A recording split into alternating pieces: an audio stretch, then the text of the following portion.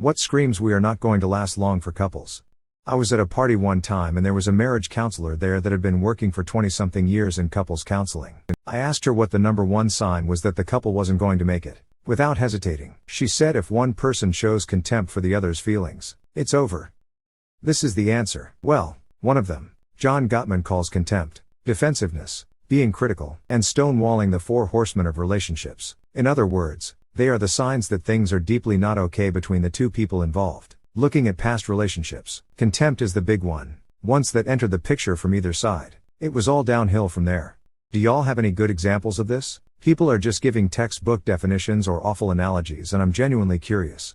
I told my wife it makes me sad when she yelled at me. Her response, "Oh boo-hoo, the little boy is depressed. Go ahead and cry, little baby." This was because she felt I didn't do enough around the house while I was doing an intensive nursing course. I tried to talk about it and she just shut me down, said I was manipulative, then went silent. So I left her. She voluntarily went to couples counseling with me, and started seeing a therapist on her own of her own volition. And they referred her to a psychiatrist who diagnosed and she started taking meds. She literally did everything to fix herself so I'd take her back. I participated openly and honestly with couples counseling, saw my own therapist, and also ended up getting medicated. Turns out we were both part of the problem and we both stepped up for each other. Now we are unbreakable. We communicate openly, and we love each other for who we are. But it took me leaving for her to realize she had problems that I couldn't help her with. I think I was an enabler. Having a kid to fix their relationship. Ah yes, like putting a dirty band-aid over an amputated leg. That's hilarious and so accurate. I've always thought about it like parking a heavy vehicle on a cracked and crumbling driveway, thinking that the parked vehicle is going to fix the cracks in the driveway. If all disagreements end in arguments. Me and my partner disagree about a lot of stuff, but we can talk, discuss, and even sometimes agree with the other person's side. It'd be weird if you saw eye to eye on 100% of stuff too. Seeing eye to eye 100% of the time usually means that one person is just not voicing their opinion, which is a recipe for disaster. Very true. This reminds me of a video Mark Manson posted where said he the following: if you want to have a healthy marriage, you need to be able to say no to each other. Tell your partner what you don't like or what your values are, and be willing to disappoint the other person and trust that they are going to stick with you. Then you never actually develop trust for them. You never actually know if they're going to stick with you when shit hits the fan. Had me until the last sentence. I think it's a really misleading thing to say that it's healthy to fight. That implies a lot more than mere disagreement or serious discussion. And it rationalizes a lot of abuse situations, giving the abuser a handy mantra to convince their victim that it's not only normal but actually better for their relationship to have these outbursts. When he smashes her face in the cake at the wedding and she hates it. First one that came to mind. My cousin emptied out her bank account, her ex-husband's bank account, and borrowed from their relatives to fund a $25,000 wedding. They broke up about a year later. They were together for over 10 years before this. They also posted pictures the morning after while in bed still. Another sign they're insecure about their relationship. Over-posting about how great it is all the time. Edit, I replied to the wrong person. Thanks for 6K likes though. Over-posting about how great it is all the time. Yep, a childhood friend posts 56 photos of her and her husband every day. The lighting is always magazine perfect. There is good composition and depth of field. It must take an hour of every day. I just want to be like, girl, are you okay? One of my former coworkers posts photos of her wedding every 2 weeks. It's been over 6 months since.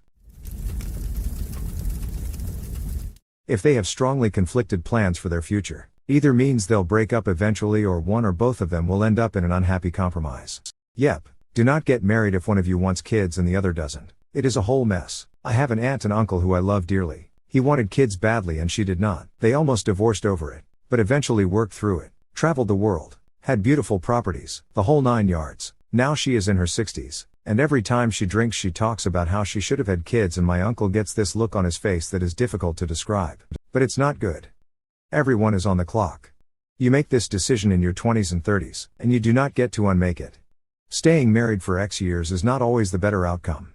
As someone who doesn't feel strongly about having kids, I always imagine that I'd adopt if I wanted them. Kinda removes the age limit. Especially if you adopt an older kid who would be around the age of your hypothetical bio kid anyways. Social media addiction. If the person constantly needs to show the world they haven't and that they are just so happy together, and then gets mad that the other doesn't post as much. Social media addiction ruins relationships. There's a study about how couples that post a lot about their relationship are more insecure about their relationship than couples who do not post as often. It was a small study at Northwestern University, but I feel like we've all seen it. This was part of what ended our marriage. More about looking at what other couples and families near us were doing than my ex's own posting. So and so is in Italy for 5 weeks. Somebody has a beautiful, really expensive car. Someone else does date night every week even though they have kids. Know what isn't being posted? Discussions about awful debt. No money for college or retirement. Video of someone throwing up while they are sick. Admission that they are cheating because the marriage isn't working. Social media is essentially the life of people in picture frames. All happiness, no problems. Breaking up every few minutes and then back together again. Especially in the first couple months. Oof, yeah, imagine going for 5 years all of that. My best friend's situation. In my experience, contempt, mockery, lack of communication, respect, empathy for the other person, glue babies, having a wedding as opposed to making a marriage with the exception of children, consistently and habitually prioritizing others over their so. Then there's the things that for me are default deal breakers, any kind of abuse. What's a glue baby? First time I heard of the term myself, but given based on the context, it's when a failing couple has a baby in order to try and fix their relationship. Essentially the baby glues them together. AKA a band-aid baby. If the relationship started by one of them cheating on their previous partner and then leaving them to be with this new person. I've witnessed 2 of these, Earl, and both of them ended with, surprise, more cheating. Like, I don't know why you'd possibly think starting a relationship with someone who you already know isn't faithful would be a good idea. Many years ago, 20 plus, my now ex-fiance cheated on me. About 6 months later, the woman he cheated on me with called me and asked if I thought he might cheat on her because he was acting suspicious. I said something along the lines of, well, yeah. Remember how you met? How he was engaged to me when you two started dating. I know he must said all kinds of awful things about me to justify it. But didn't you think even for a moment that he might just be a piece of shit? Just the gall of her to call you and be like, hey, you know how he is when he cheats. Should I be concerned? That sounds like something out of a sitcom. Hey, how did your husband act around you while I was fucking him? Tattoos of each other's names. This is easily in the top 5. Soon as the tattoo artist starts, the breakup clock begins ticking. My tattoo artist refuses to tat names except if it's a child's or parent's name. What about arch nemesis? So they can be crossed out when I finally complete my lifelong mission to put them behind bars. Hypothetically. Where are you? Hanging out with my cousins. Really? VC me RN. My friend had to do this all the time with his lady. They are split now, but every time he'd get to my place to just sit around and watch movies or whatever, he'd have to do a 360 video of where he was. After my ex and I broke up, she told me that she couldn't find a notebook of hers, and that if I found it in my stuff to please throw it away. It was her personal thoughts and weren't meant to be read by anyone else. I told her I wouldn't read it and I meant it. I had no intention on violating her request. A year later I was going through a box and found a notebook I didn't recognize and had long forgotten my pledge to my ex. I just thought, what's this? And open it up. By the time I realized it was the notebook she asked about, I already had the gist of it. It wasn't a diary. She had been spying on me and journaling all her findings. A page would read like, 4:55 p.m. says he has to work late. 6 p.m. his office light is on. So are Michelle's and Jennifer's, but Jennifer's car isn't there. 7:30 p.m. his car is still there. Office light is on. Michelle's car is still in the parking lot. 12:30 p.m. his car is gone for lunch. So is Tina's. Neither at parents' condo. She was good at it too. Never once did I catch her, or even caught a glimpse of what I thought might be her car. Never did I come home unexpectedly and find her not home. Nothing. But she was regularly acting as a pie, thinking I was banging every girl I worked with. Edit, thanks for the gold. I knew I went through all that shit for something. Damn, that's a lot of commitment and effort. Misplaced effort. How did she have the time to be that meticulous? Damn, I'd have gotten bored by the first half of the first day. A recent personal experience I witnessed. The entire immediate family of one side of a wedding said it was a bad idea, and less than a month into the marriage one of them stayed at their mom's house for the night because they were fighting. Also, they got engaged as a result of a failed breakup attempt. How on earth do you fuck up dumping someone so severely that you accidentally end up marrying them? I had a friend that did this. He kept dumping her, and the last time, she just told him she had enough. The next day he came back begging for her and swearing that he loved her more than anything in the world. And she told him to prove it. So he proposed. She didn't know what to do. So she said yes, and it went downhill from there. Reminds me of a bit from comedian Taylor Thompson. I had this one guy I was dating on and off again for like 4 years. We'd get together, we'd break up, over and over. I was the girl he couldn't take home to meet his parents. What was he gonna say at that point? Like, Mom, Dad, this is the lesson I can't seem to learn. Don't get attached. When you start calculating how much you give and receive in a relationship.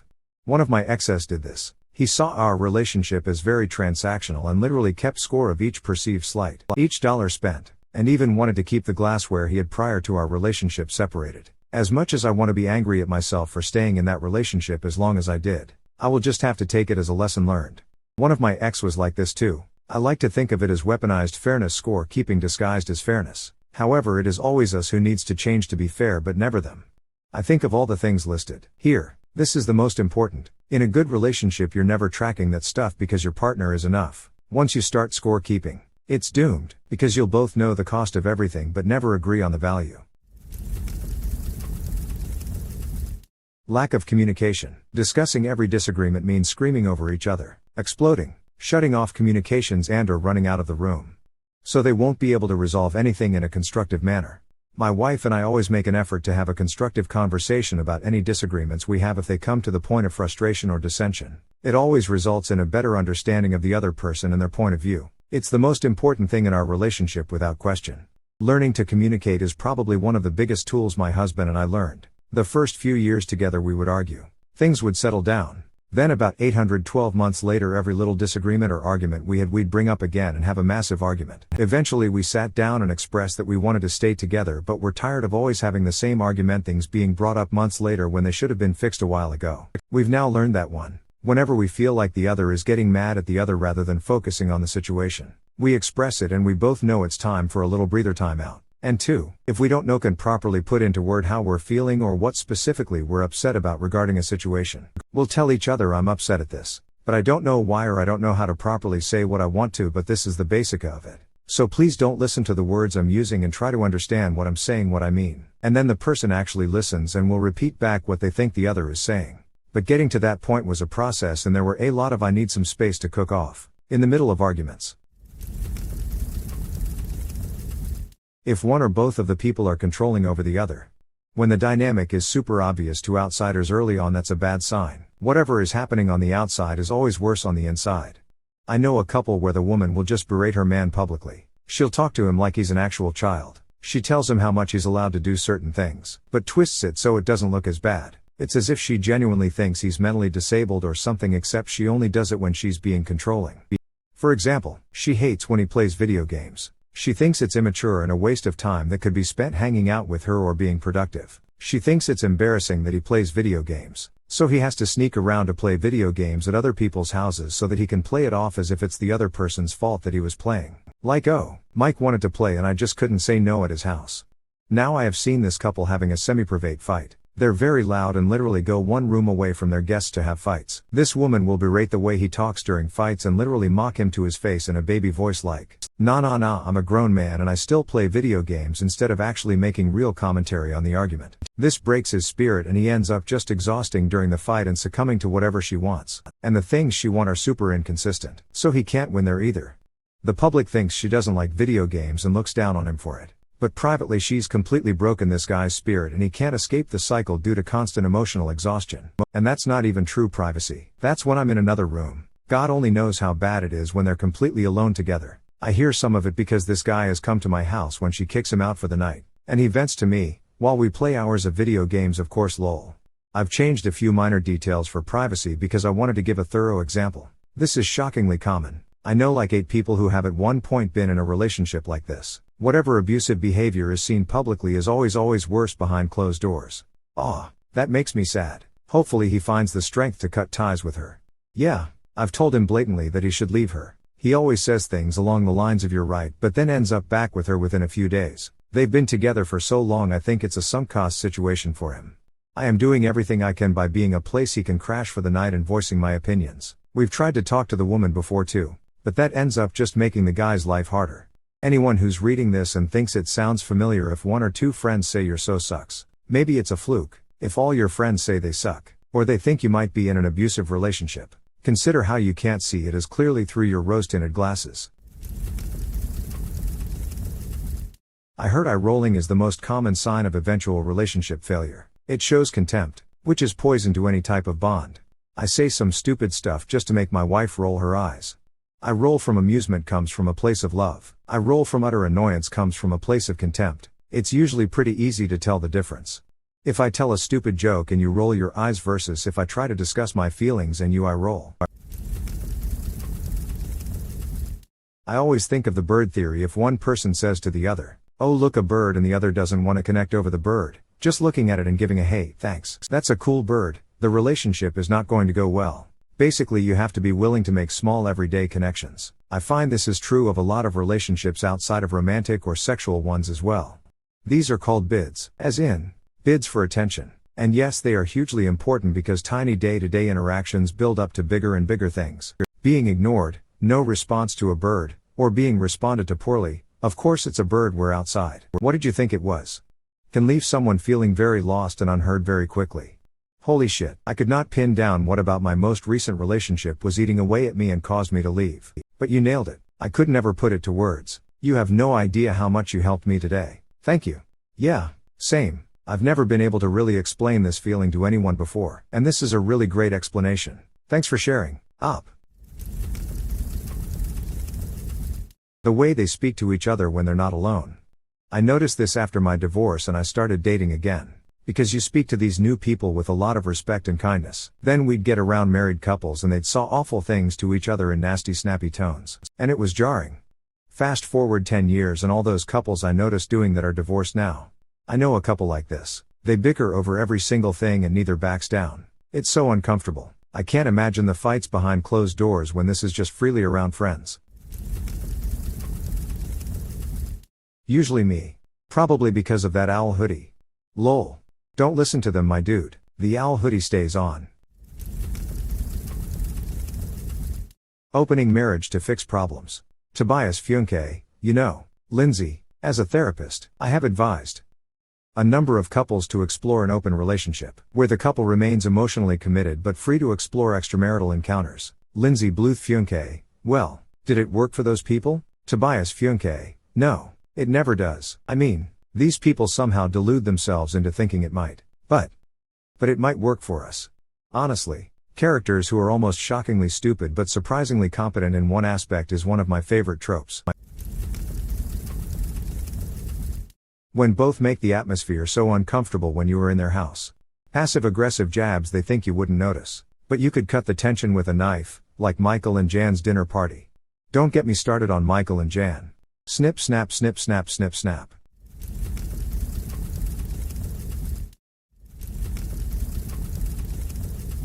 When they post each other too much. I get the occasional pic together, but when you full-on document every little thing it just comes across as wanting to prove your relationship to other people because you're insecure.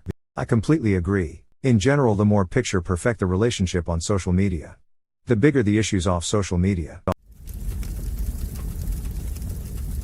Getting angry at your so for being depressed. Or having a so with depression that simply doesn't do anything to get out of it. Depression has ample weight to pull down two people even if only one is affected. It isn't fair to expect another person to carry your depression too. There is so much acceptance these days that it's easy to forget that depression doesn't change if you don't change it. The effort feels insurmountable, but it has to be made. Otherwise the non-depressed party is carrying dead weight until they simply break. A loving partner can prop you up enough to tread water, and if that's all you do, before long it's time they keep moving, and that's totally okay. 100% correct. My GF of 3 years just left me yesterday to work on her mental health. After 2 years of me trying to help her get better. Get her out of the house, on antidepressants, anything and everything. She wouldn't take the help from me, my family, or hers. But now after all this time she wants the help without me. Saying that it's not fair to me if she's working on stuff and not fully invested in the relationship. I'm proud of her for getting the help she needs. I really am. But very disappointed and hurt she doesn't want me there to help. I ended a relationship because of a severe GI illness that I was working through. We did eventually get back together for a few years later on when my health improved. Sometimes, when you're chronically sick, having to deal with the illness and other people's feelings just makes it harder. You can feel like a burden. The pressure to get better for someone else. Embarrassment for what you're going through, etc. It's an extremely vulnerable time that can fuck you up emotionally. I've been with my husband for like 12 years and even then I absolutely hate periods where I've been severely sick around him. It is torture. I don't want him to see my like that no matter how supportive he is. Joint Facebook account. You know someone cheated when that happens. This is the exact reason my grandma makes my grandpa share a Facebook with her. I love when old people share a Facebook and the man is always liking questionably suggestive posts not knowing everyone can see it. Sexual incompatibility. Big time. Mismatched libido is not something to take lightly. If a partner with a low libido doesn't want sex and doesn't want the partner with the higher libido having any other sexual outlet partner, the relationship might be doomed. This includes partners who consider masturbation a form of infidelity. That's a thing? Masturbation being infidelity? That's insane. My wife has encouraged me to relieve myself if I'm ever ready to go and she's not available for sexy time. I've told her same goes for her as well. My wife keeps buying me these cheap porn games on Steam because she doesn't have as high of a sex drive and thinks they're funny to watch. So that's a thing now. I do sexy jigsaw puzzles while she reads and glances up when the picture is finished.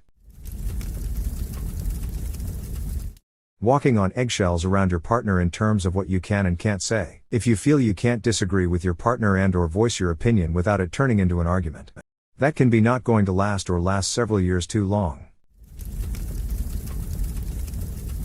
When she pushes you because you're being a little bitch while you're going to ER for probably a broken foot. It was broken. This wouldn't happen to be a personal experience example, would it? Of course not. That would be too convenient, right? When they argue over insignificant things like buying the wrong type of spaghetti sauce. Edit. The spaghetti sauce was just an example and honestly I was half asleep when I wrote the original comment. I should have switched argue with full-on screaming matches, insults and name-calling. Regardless if someone bought the wrong spaghetti sauce. Fights like that would happen in any toxic relationship for any reason. I think you're underestimating the importance of buying the perfect spaghetti sauce. My God, yes. My wife was furious with me once for getting the sauce with lumps of tomato in instead of smooth sauce. Bad times, people. Bad times. She apologized later and just took the bits out though. I'm a smooth sauce person too. I would have just put it in the food processor or blender. I'm a big fan of John Gottman, a researcher on marital happiness and relationship stability. He can predict with over 90% accuracy which couples will make it and which couples will divorce just by observing how they interact. His books have a lot of insight into the little things you can do to build strength and resiliency into your relationship. According to him, it's criticism, contempt, defensiveness and stonewalling. I think once you get to contempt, it's difficult to recover. Contempt is what killed my drive to give a shit in my marriage. I had to do everything, and when I say everything, I mean it. I had to pay her ticket she got. Like physical go into the building on my own and pay it. She told me she paid but lo and behold, she was driving on a suspended license and never told me. And that's just one effing example. Love, to me, is a selfless thing. I think that for a long-term relationship to thrive, you need to care about your partner at least as much as you care about yourself. And your partner also needs to feel the same way. Love is that condition where another person's happiness is essential to your own. R.A.H.